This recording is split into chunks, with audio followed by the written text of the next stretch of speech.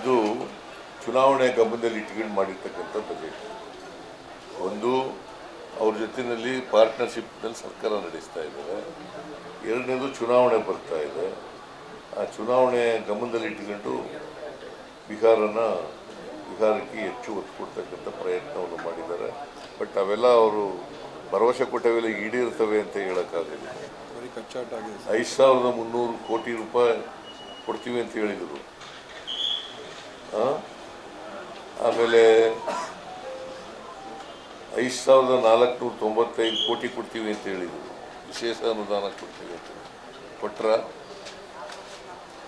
6000 ಕೋಟಿ ಕೆರೆ ಅಭಿವೃದ್ಧಿಗೆ, ಬೆಂಗಳೂರಿನ ಅಭಿವೃದ್ಧಿಗೆ ಕೊಡ್ತೀವಿ ಅಂತ ಹೇಳಿದರು.